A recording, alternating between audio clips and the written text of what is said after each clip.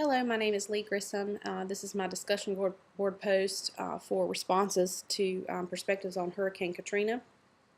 Um, I do believe that this was a fair discussion and it raised very valid questions. I also believe my cultural identity plays a part in how I perceive this event. Um, our cultural identity is part of who we are. It shapes our worldview, which includes our values, beliefs, and biases. I choose to evaluate the effect of my cultural identity has on my perceptions and to question discrepancies and seek an unbiased view as much as possible.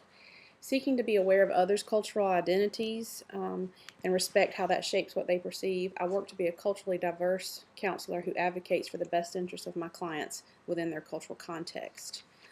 With that being said, we were asked in the article to consider in what ways a tragedy reveals social and economic stratifications in our society. I couldn't imagine the reasons why there was such a slow response to the tragedy of Hurricane Katrina, so I did a little further research and found a lot of things quoted, such as jurisdictional authority and a breakdown between FEMA and working with other federal aid agencies. There were lots of reasons cited that I don't think we could limit it to just racial reasons for there being a slow response. To quote a former mayor of Atlanta and UN Ambassador Andrew Young, who was born in New Orleans, he says he was surprised and not surprised that it was not just a lack of preparedness. I think the easy answer is to say that these are poor people and black people, and so the government doesn't give a damn. There might be some truth to that, but I think we've got to see this as a serious problem of the long-term neglect of our environmental system on which our nation depends. So not only was this a racial issue, but there was a breakdown in the needs that we have environmentally that are not addressed in our environmental system. So it's a much bigger question than just lack of racial equity.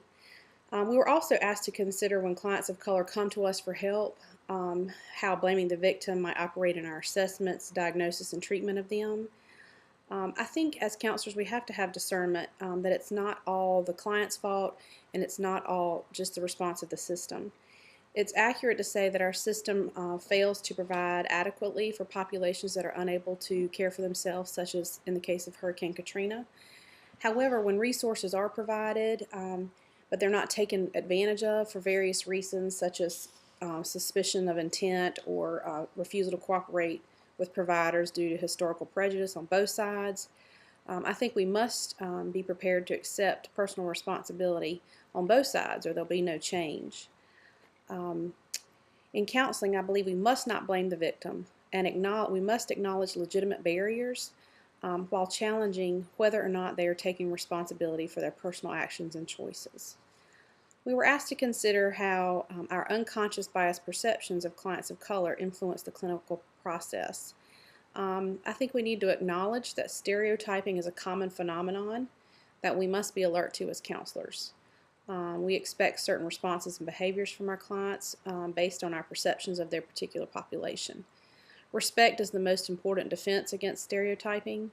If a client or anyone finds a term or perception offensive or potentially biased, as an advocate of the well-being of all, I choose to refrain from and encourage others to refrain from language or behavior that is offensive and work to adjust perceptions that may be biased. In reference to the comment made by Kanye West that President Bush didn't care about black people, I agree that at times people of different racial backgrounds assume the worst of each other, and it is based on a valid personal experience. We cannot deny that experience, but we must be willing to recognize the destructive nature of generalizing that experience to an entire population of people. Our prejudices are so ingrained that we don't even realize when we are perpetuating prejudice and discrimination, as was quoted in the articles that identified black people as looting, but the white people as finding food and water following the events of Hurricane Katrina. The dominant population is not significantly challenged enough to recognize and change their contribution to systemic oppression for minority populations, which is evident in the comments again made in the article. In clinical practice, we more so than any other profession need to self-evaluate our biases and be a voice for change among our own racial and gender groups. Um, we were asked to consider when counseling the culturally diverse clients, how do we reconcile our differences in worldviews? We cannot deny that as a white population, we have experienced greater financial and influential power and resources. Historically, racism has limited people of color's access to resources and hindered the opportunity to develop skills necessary to access those resources. I believe the response to Katrina would have been inadequate if the population had been white. However, if they had been white, the people may have had more access to more resources to help themselves and would have been less dependent on others to help them. I don't believe that either the white or the black perspective on Katrina was entirely accurate. In counseling, we will reconcile our differences in worldviews by being willing to listen, seeking to understand, and having respect for all humanity and working in the best interest of our clients. We were asked to consider, as a helping professional, what emotional reactions to race do we possess that may act as a barrier to effective multicultural counseling. Personally, as a counselor, sometimes I feel threatened by black hatred of whites. While their historical experience may justify feelings of anger and distrust on the part of blacks, I see that issue as a barrier in my attempts to work with culturally diverse clients.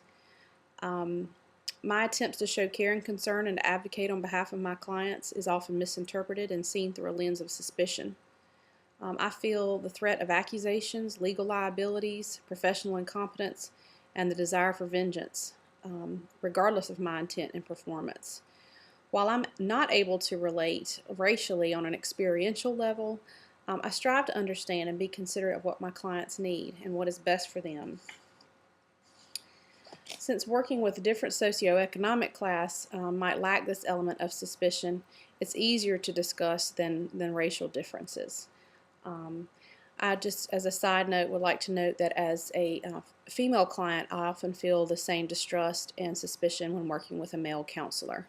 I realize that the level of vulnerability is quite different between gender and race, at least in our current culture. This concludes my responses to perspectives on Hurricane Katrina, and I look forward to hearing from the others of you and working together for understanding. Thank you.